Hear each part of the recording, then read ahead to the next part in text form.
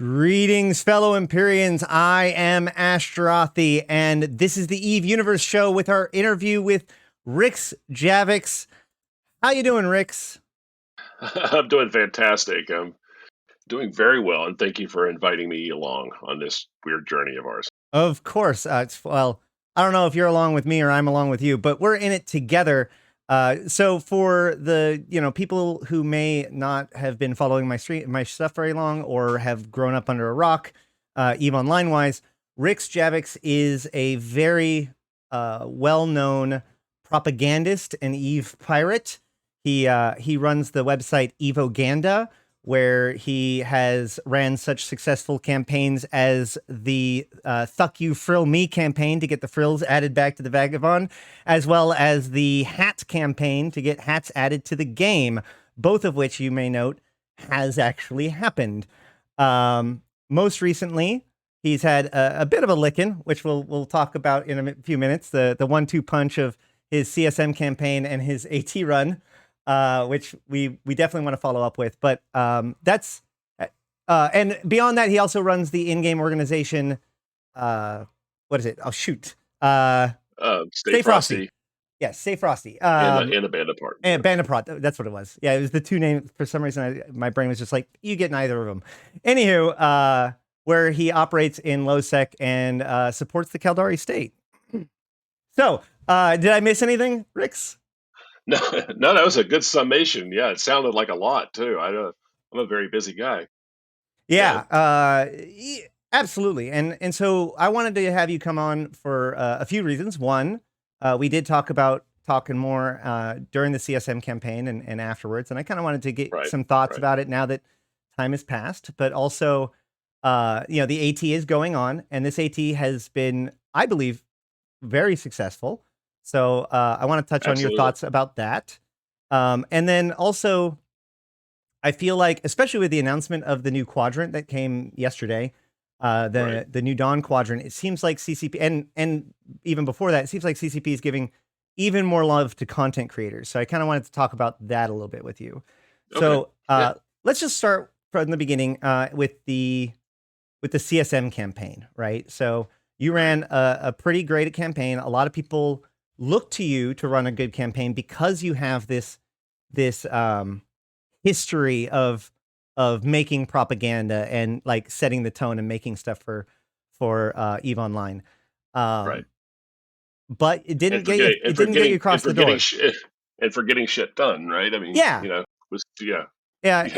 We could go through a whole list of things other than Thuck You and Frill Me and hats and Warp Core stabs and things, but yes.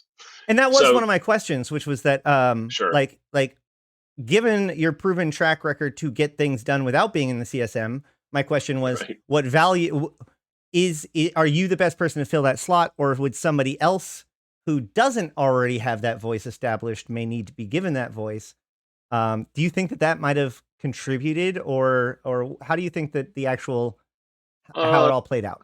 I think a couple of factors played into, and again, first time run. So, finishing in, 16th, I think, out of all the candidates. It's not too bad for a first timer. But I also think there was a couple of factors that contributed to that. One was CCP basically pulling the rug out from under my feet.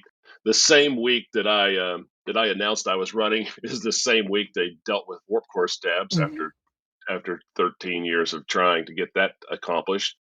So that was obviously something that I'm well known for, my stand against Warp Core stabs, and not against them, but to have them dealt with in the game so that it actually made sense. And they took care of that the week I announced that I was running for CS. You strayed pretty close to being against them, but no. Yeah. Well, a lot of fun, having a lot of fun at their expense, obviously. Sure. But when I would talk to the devs, we'd all agree that what needed to be done, and they finally went around and did it. So that didn't help things very much. And then, one of the other things I was running on was the Return of the Alliance tournament. And of course, that was also announced very soon after I announced. Yep.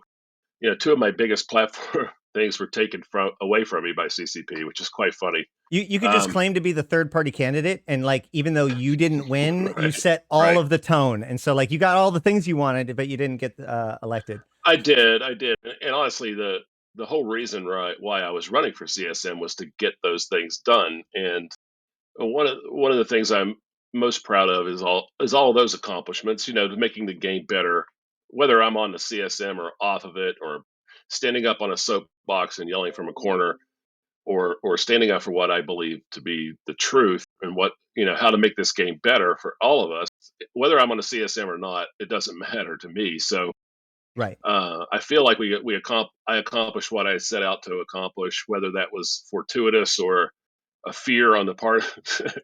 And of course, I know it's not. So I've already had those conversations with them. But yeah, there was some funny moments in CCP headquarters. I've heard, once I announced and they knew what was coming. So Yeah, because um, it's not like that's a kind of change that they're going to get done in like a week or two, right? Like that had to right, have right, been on the docket in for the a plans, while. right? Yes, It it just was. happened to It was. be. Yeah, bad No, bad timing on my but part. But so given the fact that your campaign recontextualized so much during and shortly thereafter, and also, I mean, let's be frank, not only was the results of the CSM election already kind of on the surface pretty controversial for various reasons, right, but I would say that the end of World War B, that happening shortly thereafter, I believe right. really recontextualized some of the CSM candidates that got on. And it's also worth noting that like I actually haven't heard very much from the CSM this year. No, not at Um, all. so Very all weird, that isn't it? said, do you feel like the CSM missed out by not having you be on it, or do you feel like you've dodged a bullet? Well, okay, so personally, I probably would have had to drop out, honestly, if I had been elected, because, a couple of months later, I took on a position at a company in real life, and it's it's a big responsibility what I'm doing, and it's eating up a lot of my time. So, Yes. I may not have been able to see my term through. So I may have dodged a bullet there. Um, but I would have done everything I could to stay in. Well, we won't ever know. I think the Right. second factor that really contributed to was, every year everybody's always like, well, there's got to be a low sec candidate. We need a low sec candidate, and I decided that, that low sec candidate should probably be me. But then, Arcia, Suetonia, and, a whole bunch of low sec candidates decided to run at the same time, and Right. that diluted the vote a little bit too. I think, which is, that's just the way it goes. That being said, Suetonia did get in, which I think is Yes. a very I was very thankful for that. He's definitely one of those Oh, people that absolutely. I absolutely wanted to be on the CSM. Just Absolutely, to Suetonius is a great guy, and he'll do well on the CSM. Again, like you said, though, we haven't really heard much out of him, and it's been almost, well, I don't know when they took office, so I have to look. It's been a yeah. while. If I remember correctly, there was something about the minutes and not coming out and all that stuff. That might be something to look into But uh, yeah, separately. But I don't have that right. prepared for right now. But I guess my question is like, so with scarcity, this year has been so controversial, anyways. But now we're also entering into the end of scarcity, all that kind of stuff. Right. Have you felt like you really wish that you had been able to be on the CSM this year, or do you feel Of course. like? Let me ask you this: No, I would you want to absolutely run feel next like year? if things continue the way they are in my real life, I probably am not going to run again. But I don't know yet. I haven't made that decision. I'm waiting, because here's the number one reason why I'm waiting to see is my despite all the little things, and I would put warp core stabs and, all that kind of stuff into little things categories. The big thing for me was low sec, and, I'm waiting to see. I talked to an awful lot of candidates, and an awful lot of candidates made promises. So Are I'm you waiting to see if anything happens, are because you are you excited yeah. about the prospect of marauders roaming around Losec? Yeah, Because I mean, no, yes, I that new am. content is I mean, they're clearly working on doing different attractors into Losec Absolutely. with these Yes. new sites. Yes. But again, LoSec and we have to put faction warfare into that with it too, right? Absolutely. Faction warfare and LoSec are intertwined. And so when I say low sec, I don't just mean from a pirate standpoint. I mean for everybody who plays in low sec. From faction warfare players like yourself and others, and because it's important to all of us. The Absolutely. vitality of low sec is intertwined. It's an ecosystem, right? And an ecosystem exists when all the parts of it are thriving. And I Yeah. want all the parts to thrive. And I think sometimes people have a hard time believing that a pirate like myself can actually believe that, or that they can trust that I do care, because I do want the entire ecosystem of LowSec to thrive. I want everybody to have a great time and enjoy their time in the game, and for it to be a destination that people like to be in, right? And Right. that's good for everybody. And another piece to this that doesn't get talked about a lot is that it's not just about like having more people in the area. Like that's Right. good. But Yes. having different people in the area with different goals is what really it's it doesn't matter how many deer there are. That's not Right. biodiversity. What you Right. want is Right. biodiversity, right? So it isn't, the guys that are there to plex for money, the guys that were there to run with marauders to get these new sites, the guys that are there with T3 cruisers to try to run the other sites, the guys that are Yeah. there to do faction warfare, the guys that are there for piracy, the guy who's an idiot who thought he could like shortcut his way to Jita. Like Right. all Yeah. those people together is what makes a place like LowSec interesting. Yeah, I caught a gas miner yesterday. A There you guy go. was actually mining gas in LowSec. How about that? That I mean, I mean that's kudos to him. there's a lot there's something to that now for Absolutely, realsies. yeah, right. Yeah. Um, If all we cared about was fighting in PvP, if that's strictly all we cared about, we would just go to Tama. We would just go to systems together. We'd all pile up in one system and just have at it all right. the time. And of course, that's not nobody wants that. Not long term. Don't mind trying that every once in a while, or when we host an FFA and Stay Frosty and have 10,000 ships blown up in a day. That's fun, but we wouldn't want to do that every weekend. Right. I think that the Think it's asymmetrical boring. goals in Eve is one of the things that make asymmetrical warfare interesting, right? Like Absolutely. we're fighting and we're fighting over an objective, but we're both there for totally different reasons. And that might Absolutely. determine where our priorities are in how we fight or whether or not we fight tomorrow. Right, or how we approach things, or how Yeah, whether or not we concede a diversity point of goal. or Right, whether or not we diversity. all into it, Yeah, yeah, Right, yeah. right, right. Yeah, Um, I often tell people, don't take what happens to you personally, because you don't know. You got killed on a gate, or you got something bad happened to you. Don't take that personally, because you don't know what the other guy was trying to accomplish, right? right. And your goal may have just crossed paths with somebody who had a different goal than you. Yeah. It's just You like may not ever know. it's just like any good villain, right? Like he's got to have his own reasons, his own internal logic for the MacGuffin or for doing what he does. Right, It's not right. like he's It's doing it not just personal. to thwart the good guy. It's because Right, they right, both have their own goals that happen to not align with each other, in such that, right, one right. must win for the other to lose. But going from like the asymmetrical side of the real world of Eve, let's go ahead and transition, Mhm. to the Alliance tournament. Sure. You Okay. are a huge fan of the Alliance tournament, last I checked. Yep. Hopefully still. Also, You always, big always fan of it coming back.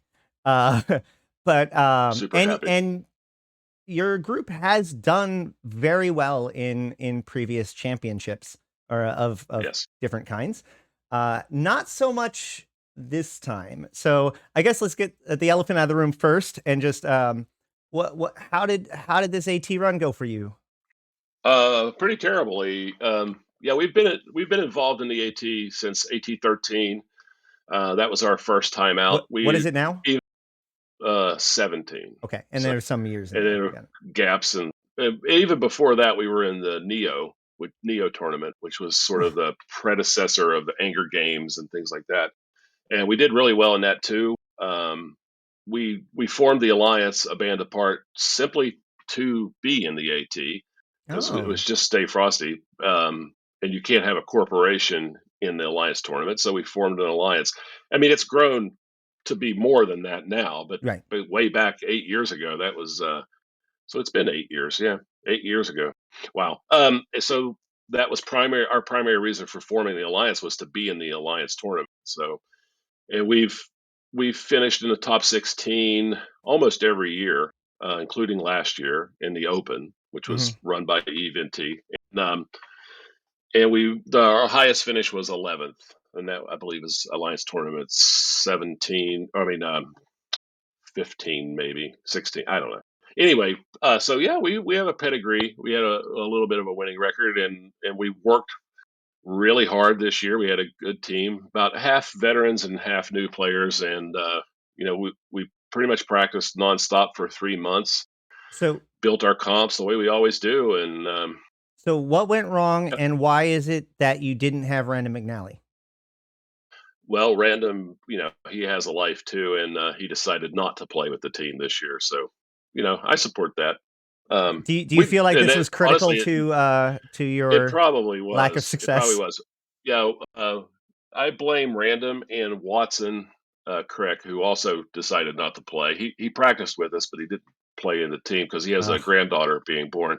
But yeah, I definitely blame those two gentlemen for not being there. That hugely affected our outcomes.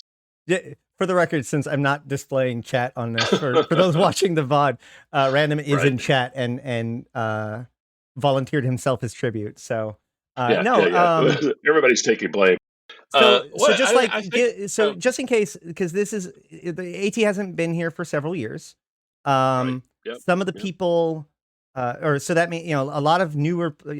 The turnover rate of Eve Online means that the majority of people who saw the AT and got into it probably had never seen it before, and more Right. importantly, They don't have a big history with it, yeah, have no or experience with may the know how AT. it works. Even right. Right. So why don't you wax poetic for a few minutes about what it's like to be in the AT this Right. year in particular? Well, I think that there's no other experience like it in the game. It's a moment where you and a group of people become a team. And I don't even mean like fleeting up or being in a corporation or alliance sense. I mean a team as in you got each other's backs, you talk all the time, nonstop for 3 months or more in a regular AT environment. You might be doing this for up to 6 months ahead of time. This one was a little bit more condensed than usual. So you get to know each other very, very well. You're on comms a lot. You're talking a lot. You're theorizing. You're putting comps together. You're fitting ships.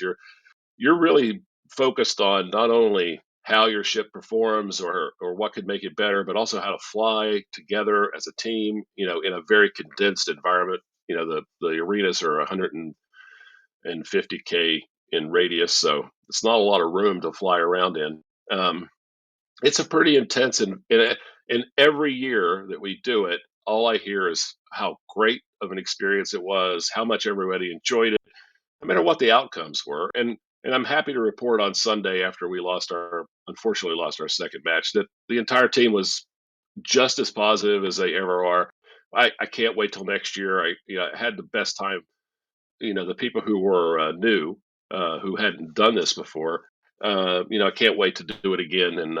And what are we going to do next year? And how do we get better? So Excellent. that's great. Yes. It's an excellent experience, and I encourage everyone who can to join a team to do it at least once. At least make the run once. There isn't anything else like it in the game. The Alliance tournament is very intense.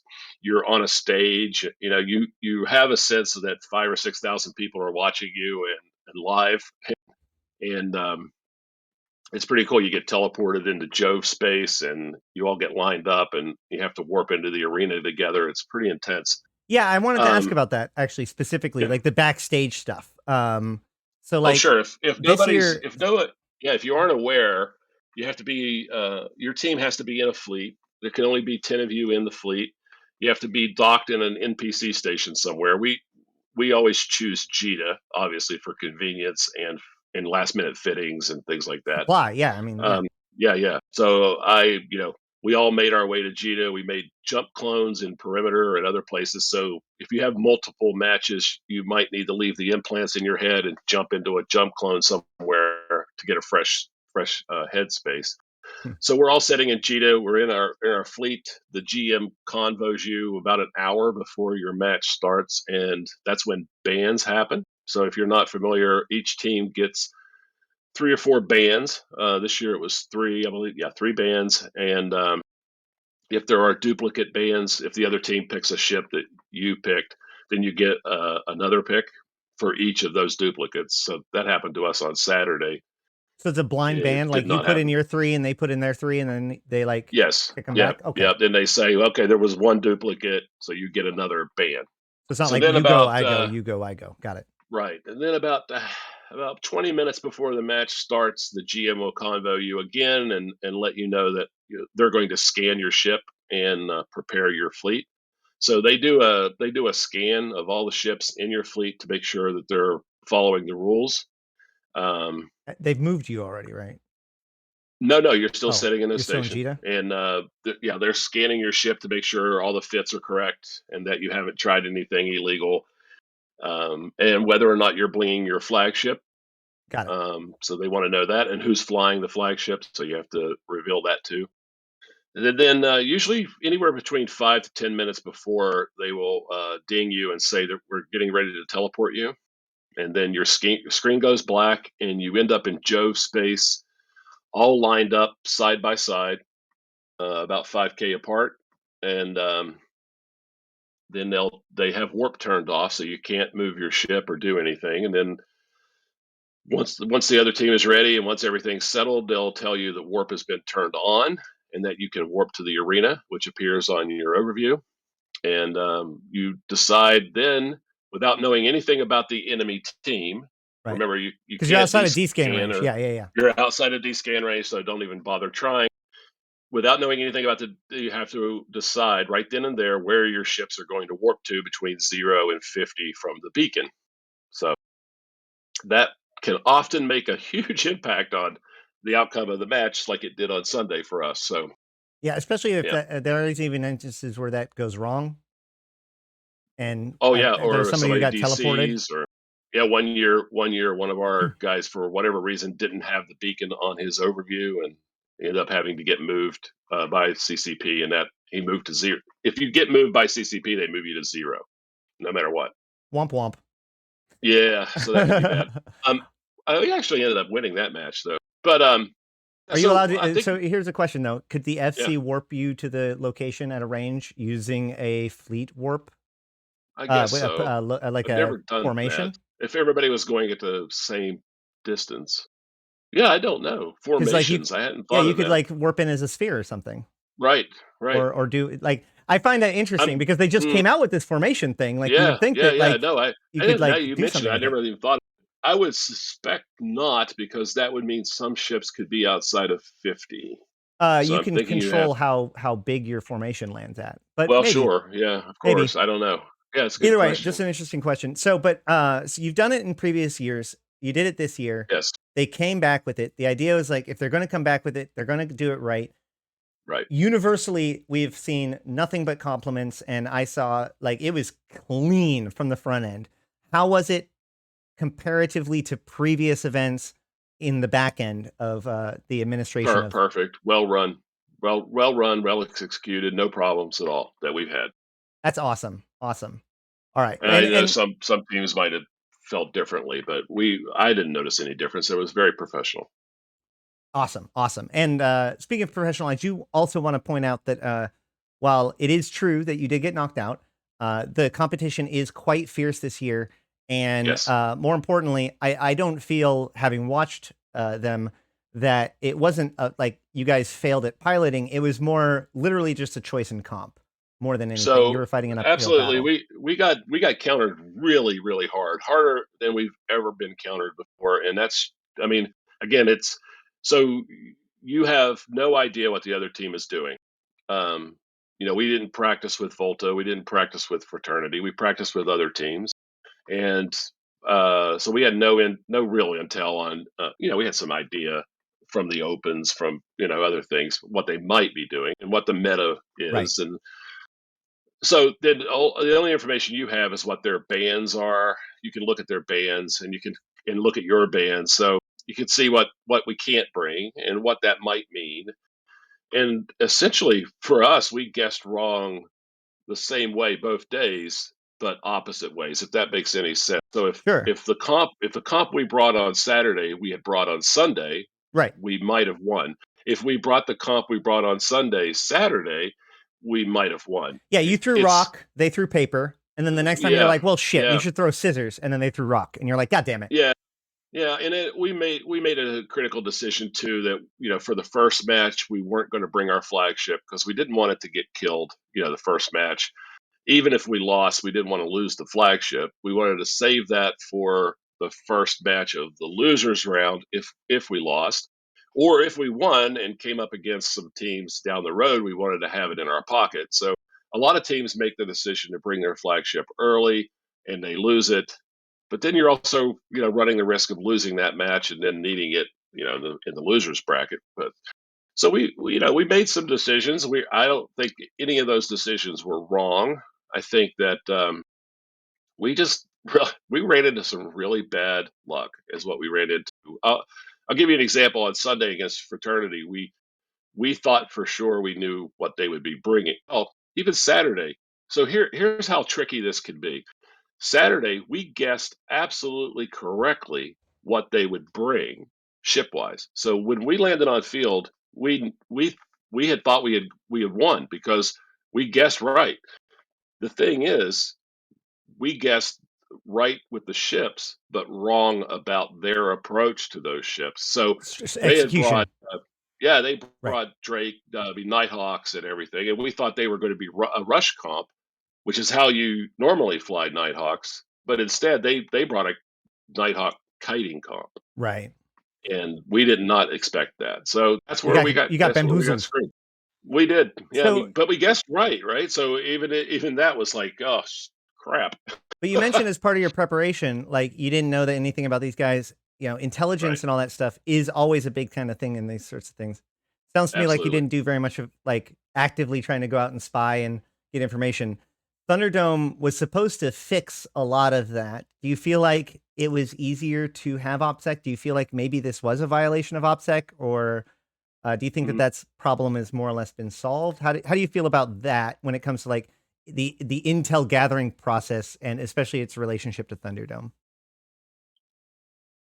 That's a complicated one that I would rather not talk So about a look, whole lot. I don't think it's changed much from year to year. So let's fair leave it enough. at that. Yeah, Fair enough. Okay, yeah. so I guess all I'm saying is that I imagine it's better now than trying to find a wormhole in on Sissy and hope that nobody finds your wormhole for practicing. Yes, yes, or end up with people, cloaked in Sissy, in your Right. system, scanning your fleets every week. Right. Yeah, we've had that too. So yes, Thunderdome is great. Good. It really you can't have a good alliance tournament without it, honestly. Excellent. So one last thing I wanted to talk about with the Alliance tournament. This is something I talked about a Mhm. lot yesterday on my stream, um, specifically involving you coming up, because the thing that bothered me was that the commentators did pretty good commentary all told, I would say today or this year so Yes, far. But what I've noticed is that while they have been very, very willing to jump on it and to explain a mechanic, they end up not actually explaining the drama very much. So the example I use is they hey Satonia, what are damage types? In order to explain why right, this ship wants to shoot kinetic or something like that, and so they're willing to right, explore that, but they just go, I wonder how much how deep Rix's pockets are now that his flagship is dead.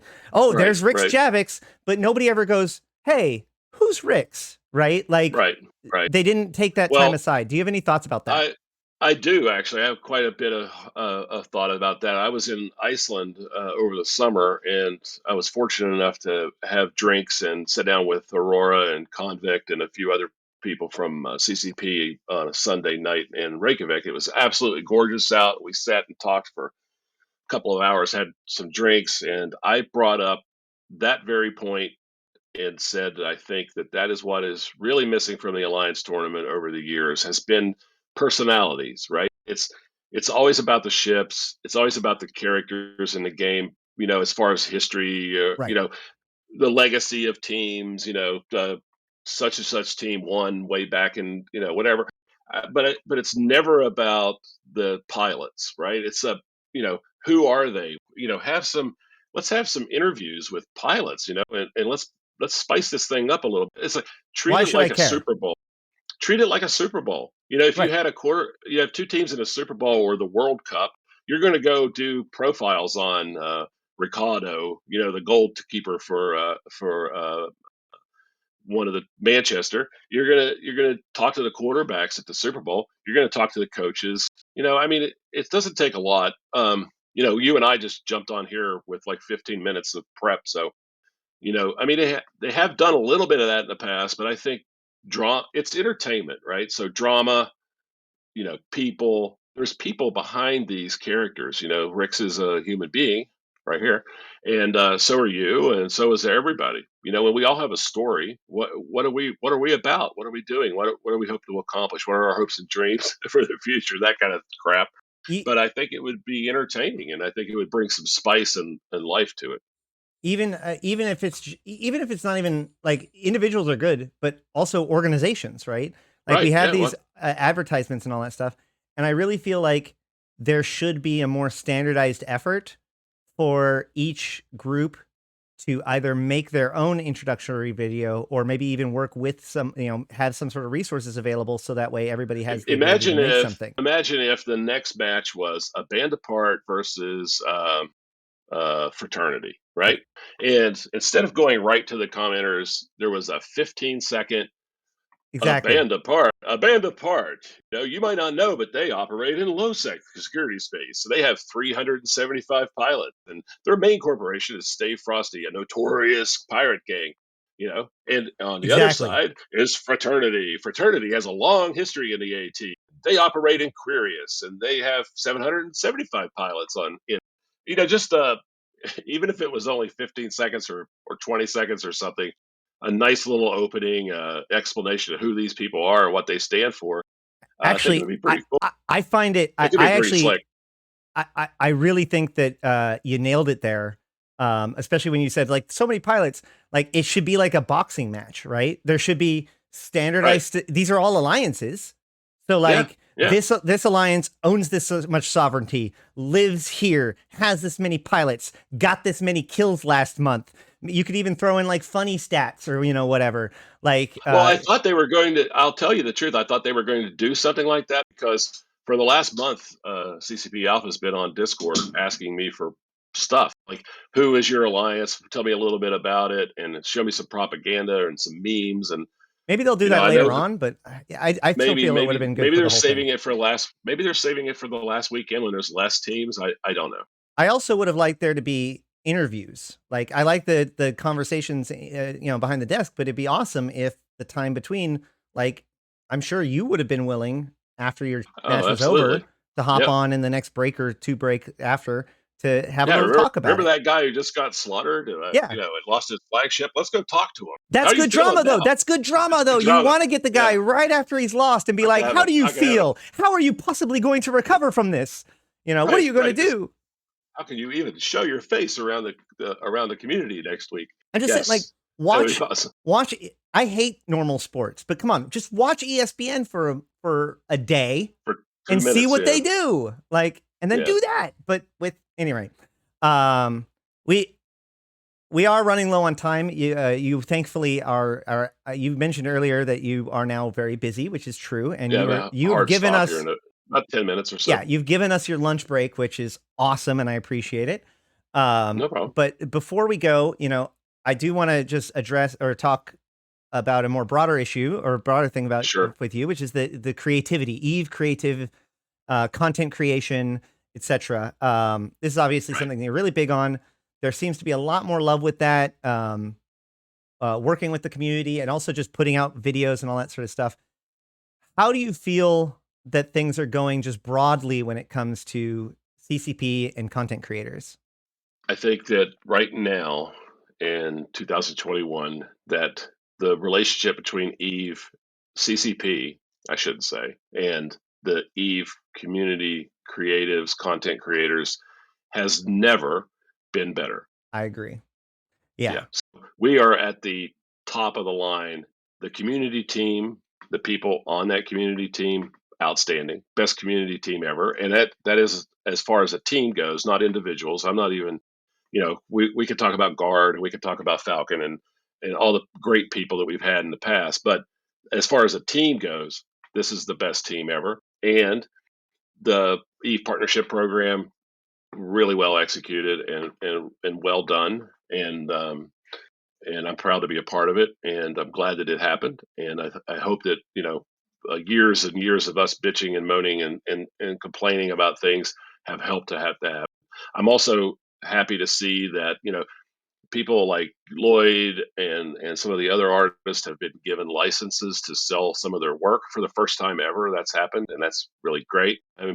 I'm happy to have been asked to work on the Community Beat project with Yes. CCP over the summer. That was pretty cool. And to see some of my art like this Yeah. So on sale on the Eve store, so that's pretty cool too. And you know, what I'm getting out of yeah, that, which I think is really important, is that there's actually two different things happening. One, the new team is much more like you said, Guard and Falcon were really good, but let's be honest, a lot of their focus was on managing difficult parts of the community. Whereas this absolutely community team seems to be more about working with and promoting positive parts of the community. It's a much more right. proactive, generative process, which I think also just tells us more about like our culture and how things have gone over the years, whatever. It's the group that we need for the time that we have. But Absolutely. not just that though, not just the person who's the community manager that gets to take the bullets for the company, but the company itself has clearly changed how they address their IP. You have Yes. struggled in the past with cease and desist or it's just like, let me help you promote your stuff, man. Like, help me help you. You feel like that's actually legitimately gotten better? I think so. Yeah, absolutely. I mean, I haven't tried to push any buttons lately because I'm doing other things now, but I would hope so. And I think there are pathways to success now that are clearly defined. And I think, a large part of that has to do with the size of the community team, the people there. I also, and I know this is probably going to come across the wrong way, but I think the Pearl Abyss thing really did settle everybody down. And maybe CCP is not quite so concerned about their future as they used to be. Oh, Well, not and just that, but I think Pearl Abyss also just as a company understands professionalize social things a media, little. understands Yeah, marketing, understands that right, kind of stuff significantly better on its surface. So they right. value those things. And so when the money values those things, guess what? You value them too, you know? You value them too, right? And I think even in the past, I think if you would ask an individual, if you could at FanFest or at a meet, everyone from CCP always very supportive, always wanted to do the right thing. And I think they were just limited in many ways by the size of their team or by their focus or priorities that were given, Yeah. which were, just different then. And things have changed. And the team's bigger now than it's ever been before. We just had a new guy join like a week or two ago. So the community team's huge now. And that's great.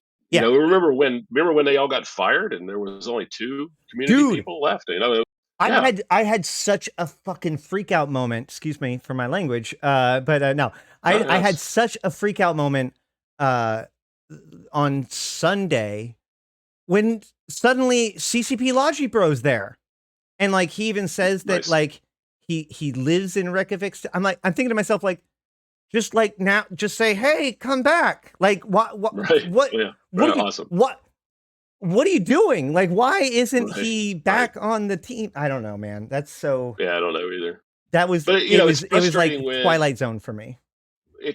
when new people probably don't understand this either. But when you've been doing this for 13 years, it's frustrating because you're constantly rolling over the people you're dealing with on that end because they're constantly changing. It's weird because you can have a conversation with someone and they not know your history. They not know that you've had 6 cease and desist orders, or that you've been trying really hard to.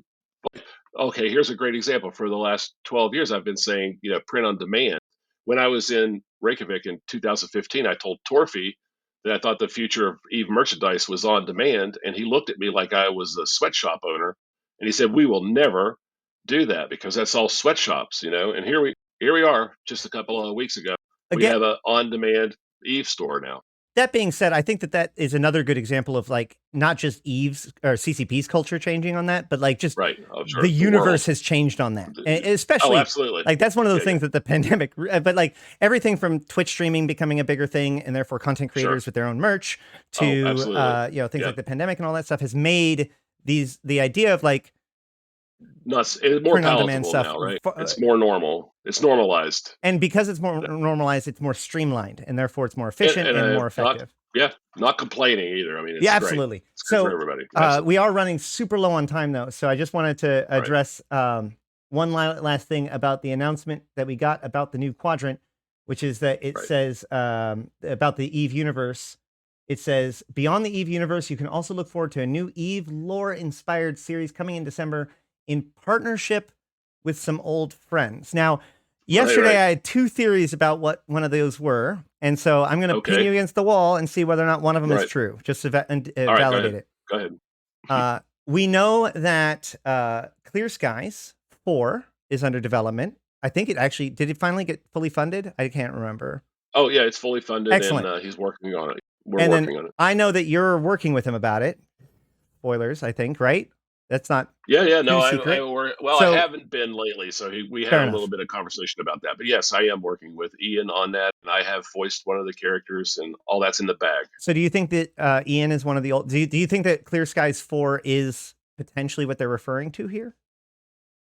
No, because Clear Skies 4 is not going to be out until next year sometime. So we don't have an end date on it yet. But yes. Okay, cool. So it's not Clear Skies 4 unless they're really talking about the future, which I doubt.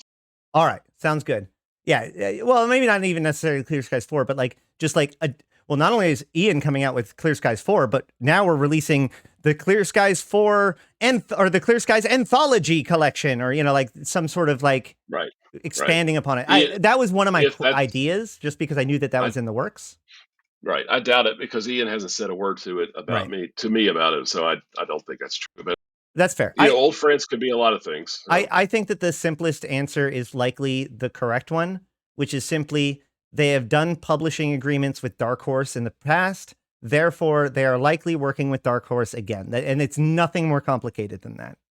It's possible. I think there's an even simpler solution. If you think about it. Old friends, there are quite a few, and you mentioned one a little bit ago, Logi Bro. There are quite a few ex-CCPers living around Reykjavik or in Iceland who have written lore before. And CCP Falcon is a really good choice. Yeah, you're right. Yeah.